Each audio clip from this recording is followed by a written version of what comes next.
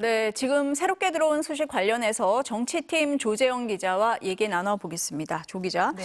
지금 야 6당이 윤석열 대통령 탄핵 소추안을 국회에 제출했다. 이런 소식이 들어와 있습니다. 네, 방금 보셨지만 이제 한마디로 이젠 하야하지 않으면 탄핵이다 이렇게 총공세에 나선 모습인데요.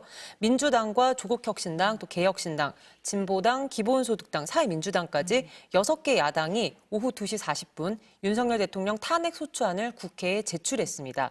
비상계엄을 선포했다가 해제하는 윤석열 대통령이 자기 스스로 물러나지 않으면 이번 주 중에 국회가 본회의에서 탄핵안을 처리해서 직무를 정지시키겠다 이렇게 압박에 나선 건데요. 이 소추안 발의에는 국민의힘 의원을 제외하고 야 6개 당 의원 190명 전원과 무소속 김종민 의원까지 이렇게 참여를 했습니다. 그 탄핵 사유를 좀 살펴보면요.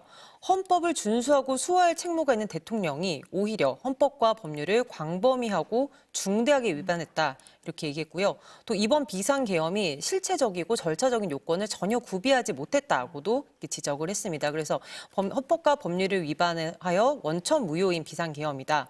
그리고 선포 이후에도 헌법을 어기고 국회에 통보하지 않았다. 이런 얘기들을 했고요.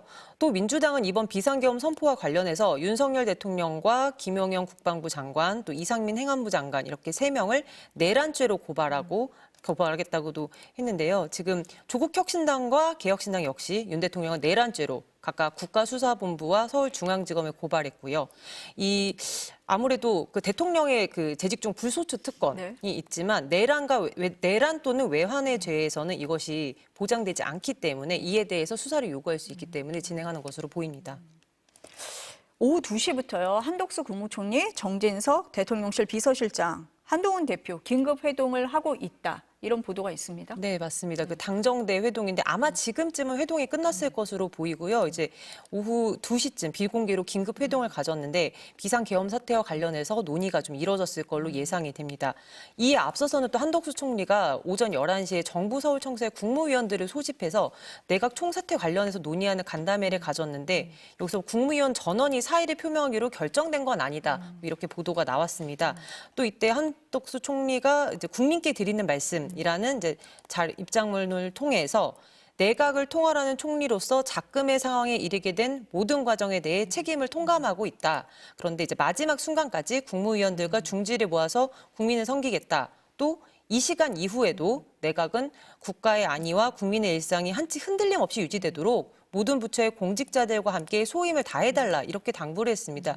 이렇게 보자면 아무래도 그 내각 총사퇴설에는 어느 정도 좀 선을 그은 모습입니다. 비상계엄 선포, 왜 이렇게 급작스럽게 나왔을까? 배경을 좀 살펴봐야 될 것 같습니다. 네. 어떻습니까? 그렇습니다. 이제 우리가 느끼기에는 굉장히 급작스럽다고 느끼는데 왜 대통령이 이렇게까지 뭐 국가가 풍전등화에 있다라고 했는지를 그렇다면 담화를 살펴보면요. 네. 일단 그 배경으로 국회에 최근 잇따른 탄핵 소추안 발의와 예산안 삭감 이런 걸 이유로 들었습니다. 그래서 헌정 질서를 지키기 위해서 비상계엄을 선포한다. 뭐 망국의 원흉인 반국가 세력을 척결하기 위해서 가능한 한 빠른 시간 내에 척결하고 국가를 정상화시키겠다라고 설명을 했는데 이제 직접적으로 얘기는 하지 않았지만 아무래도 국회를 좀 애둘러서 표현한 것이 아닌가 이렇게 해석이 되고요. 그래서 국회가 실제로 계엄 해제 요구안을 통과시킨 이후에 비상계엄을 해제하면서도 윤석열 대통령이 국회 연쇄 탄핵 그리고 감행 예산 추진에 대해서는 이것은 국가 기능 마비시키는 행위다. 즉각 중지해달라 이렇게 요청을 했습니다. 그런데 그 방금 접수된 그 탄핵 소추안 내용을 좀 살펴보면은 여기서 야당에서는 뭐라고 하냐면요.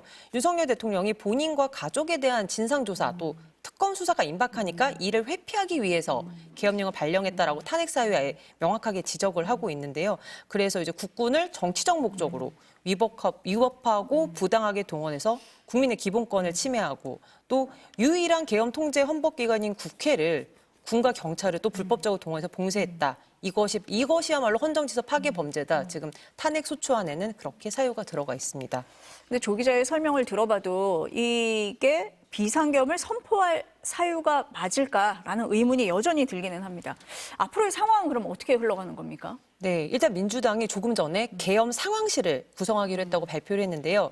이유로는 이런 불법적인 비상계엄이 또다시 이뤄질 수도 있고 또 어제 도대체 어떤 과정을 거쳐서 이렇게 계엄이 이뤄졌는지 그 상황을 파악하고 추적하기 위해서 만들었다고 설명을 했습니다. 그리고 이 탄핵안 관련해서 타임테이블을 좀 살펴보면요. 야당은 이걸 오늘에서 내일 넘어가는 그러니까 5일 새벽에 탄핵 소추안이 본회의에 보고되도록 한 다음에 6일이나 7일에 이걸 표결할 수 있다 이런 계획인데요.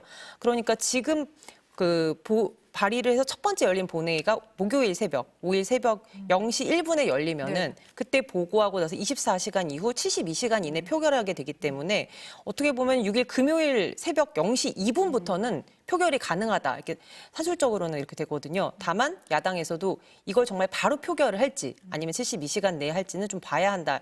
이렇게 밝혔고요. 그 대통령 탄핵 소추안 같은 경우에는 제적 의원 과반수로 발의를 해서 이제 야당 단독으로 가능했던 것이고 이 과반수 발의와 그 제적 3분의 2 이상이 찬성을 해야 가결이 됩니다. 그럼 제적 의원 300명 중에서 국민의힘 빼고 무소속인 우원식 의장과 김종민 의원 포함하면 야당 의원은 총 192명이거든요. 그러면 여당인 국민의힘에서 8명의 의원만 찬성하면 탄핵 소추안이 가결이 됩니다. 네. 그런데 예전 김건희 여사 특검법 제2결 때도 이 선을 넘지는 못했는데 분위기가 바뀔 수 있는가? 이거를 좀 살펴봐야 될 것 같습니다. 어제는 이제 계엄 해제 요구 결의안 출석을 해서 찬성 투표한 여당은 18명으로 파악이 되는데요. 한동훈 대표가 오늘 오전에 비공개 회의에서 그 대한민국 헌법 정신을 존중하는 게 국민의힘 정신이다. 이걸 지키려면 대통령이 탈당해야 한다. 이렇게 요구를 했고요.